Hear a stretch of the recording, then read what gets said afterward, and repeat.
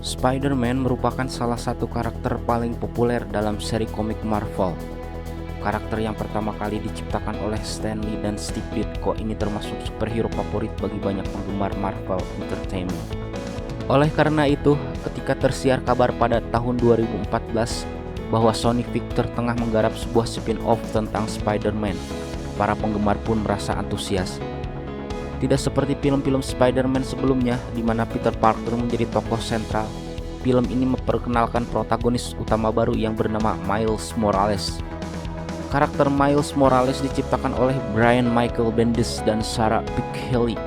Film Spider-Man Into the Spider-Verse diproduksi oleh Columbia Pictures, Sony Pictures Animation, Marvel Entertainment, serta Sony Pictures yang juga berperan sebagai distributor film ini.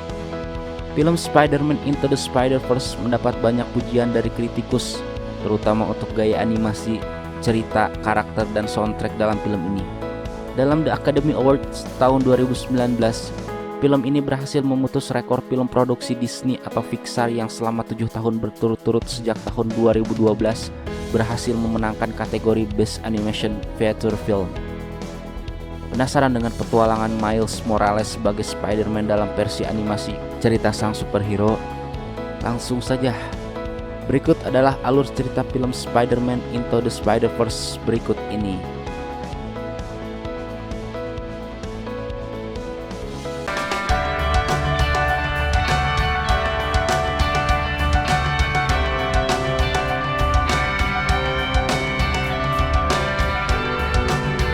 Miles Morales adalah seorang remaja keturunan Afrika Amerika dan Puerto Rico yang tinggal dengan ayah dan ibunya di New York City. Ayah Miles bekerja sebagai polisi, sedangkan ibunya sebagai perawat.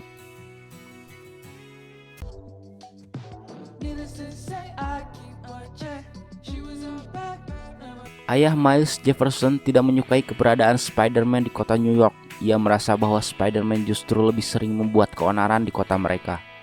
Berkat kecerdasannya, Miles berhasil mendapatkan beasiswa untuk pindah ke sebuah sekolah asrama elit di New York, tempat anak-anak orang kaya menempuh pendidikan. Sebenarnya, Miles tidak suka bersekolah di tempat itu, tetapi orang tua Miles selalu menaruh harapan yang tinggi terhadapnya, dan Miles merasa tidak enak jika mengecewakan mereka.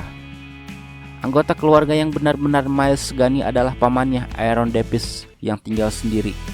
Miles kerap berkunjung ke apartemen pamannya itu dan menceritakan tentang kehidupan sekolahnya. Aaron selalu menghibur Miles dan memberi saran yang membantu. Miles menganggap Aaron seperti ayahnya sendiri.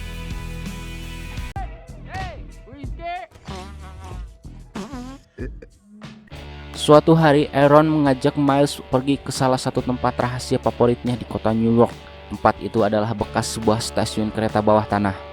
Aaron yang tahu bahwa Miles punya minat yang besar dalam seni lalu membiarkan keponakannya itu melukis grafiti di dinding terowongan. Tetapi tanpa pengetahuan Miles, tiba-tiba seekor laba-laba radioaktif menggigitnya. Awalnya Miles tidak menyadari perbedaannya dalam dirinya, namun setelah ia pulang, Miles menyadari bahwa ia memiliki semua kemampuan yang dimiliki oleh laba-laba pada umumnya. That's weird. My bitch. See you. Miles kembali ke terowongan itu untuk memeriksa apa yang sebenarnya terjadi pada saat ia datang ke sana bersama Aaron beberapa waktu lalu. Sesampainya di sana, Miles menemukan bangkai laba-laba yang telah mati setelah ia tepuk tanpa sadar. Boring how normal this spider is. Laba-laba itu memiliki bentuk dan warna yang aneh. Setelah saat Miles menyadari bahwa terowongan itu sebenarnya terletak tak jauh dari sebuah fasilitas dengan pelang peringatan radioaktif yang ditutup untuk publik. Miles menyelinap masuk tanpa sengaja melihat pertarungan sengit yang terjadi antara Spider-Man dengan seorang pria berbadan amat besar, Kingpin. Kingpin adalah pengusaha kaya yang berusaha membangun sebuah mesin canggih bernama Super Collider yang bisa memunculkan objek hingga orang dari semesta lain. Kingpin membangun mesin itu untuk mendatangkan lagi istri dan putranya yang telah meninggal. Spider-Man yang berusaha untuk menghancurkan Super Collider terlihat kewalahan dalam menghadapi kedua anak buah Kingpin, Green Goblin dan Prowler. Ketika keberadaan Miles diketahui, Spider-Man menyelamatkan Miles. Tetapi Green Goblin kemudian melemparkan Spider-Man ke arah Super Collider hingga menciptakan sebuah ledakan. Ledakan ini menewaskan Green Goblin dan membuat Spider-Man terluka amat parah. Spider-Man lalu memberikan pada Miles sebuah flash disk yang menjadi kunci untuk menonaktifkan mesin Super Collider.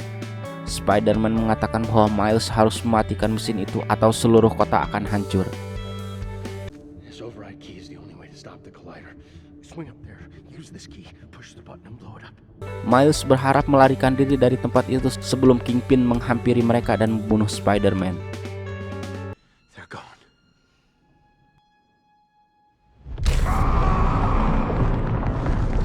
Seluruh kota New York berduka atas kematian Spider-Man atau Peter Parker.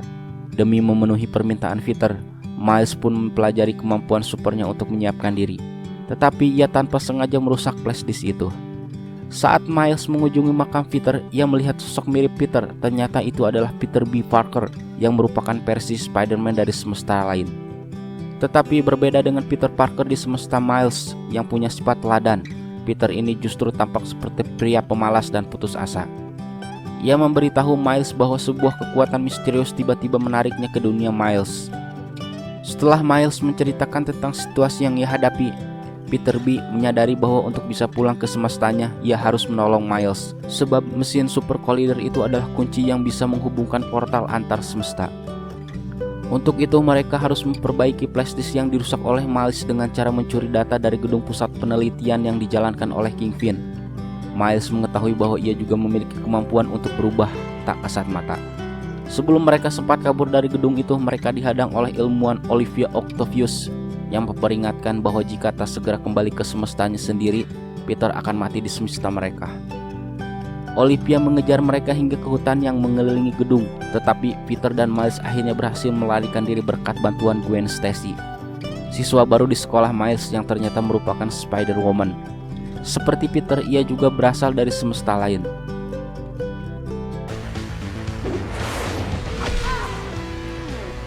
Untuk mengetahui lebih banyak tentang misi yang harus mereka lakukan untuk menghentikan Kingpin, Miles, Peter, dan Gwen lalu pergi ke rumah Bibi dari Peter, Bibi May.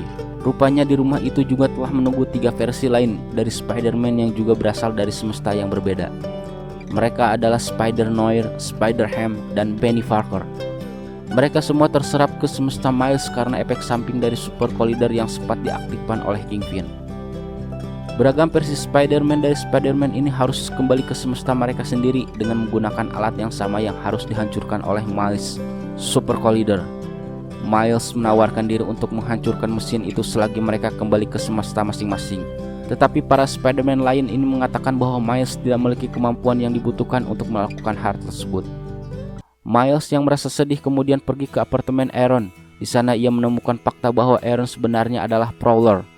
Sebelum Aaron menyadari kehadiran Miles, Miles segera kembali ke rumah Bibi May. Penny ternyata telah berhasil membuat flash disk baru yang bisa mereka gunakan untuk menonaktifkan mesin Super Collider. Namun, Kingpin dan anak buahnya kemudian menyerbu ke rumah Bibi May. Dalam pertarungan yang terjadi, Aaron berhasil menangkap Miles.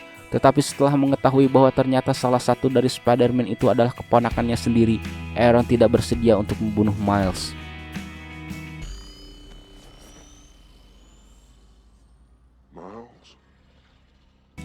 Hal itu membuat Kingpin menjadi marah dan akhirnya menembak Aaron. Sebelum meninggal, Aaron berpesan kepada Miles untuk tetap melanjutkan perjuangannya. Ayah Miles kemudian muncul di tempat kejadian dan mengira bahwa Spider-Man lah yang membunuh Aaron.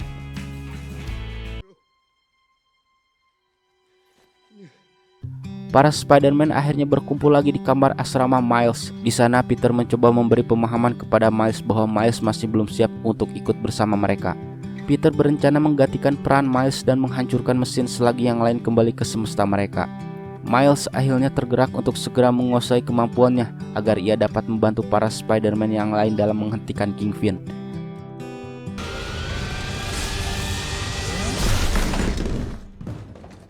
Ia pun bergabung dengan para Spider-Man lain setelah berhasil mengalahkan para kaki tangan Kingpin. Miles mengambil alih kendali Super Collider yang mengirim versi lain Spider-Man pulang ke semesta mereka. Pada akhirnya Miles harus menghadapi Kingpin sendiri. Pada saat itu ayah Miles yang merupakan polisi telah tiba di lokasi. Melihat pertarungan antara Miles dan Kingpin, ayah Miles menyadari bahwa Spider-Man adalah pahlawan yang sebenarnya. Miles akhirnya menggunakan kemampuan mengeluarkan racun untuk melumpuhkan Kingpin. Miles lalu melemparkan Kingpin ke arah tuas kendali Super Collider. untuk menghancurkan mesin tersebut. Setelah itu para polisi menahan Kingpin dan kaki tangannya. Di akhir film diceritakan bahwa para Spider-Man akhirnya kembali menjalani kehidupan di semesta mereka masing-masing. Sementara itu, Miles sendiri mulai beradaptasi dengan identitas barunya sebagai Spider-Man. Meskipun berformat animasi, film ini tak kalah serunya dengan versi live action dari kisah sang superhero. Film ini seakan menjadi angin segar bagi film-film adaptasi Spider-Man yang lain, yang selalu menampilkan Peter Parker sebagai karakter utamanya. Selain itu, berbagai dialog dalam film ini juga menyajikan gaya komedi yang cerdas dan menghibur bagi para penonton.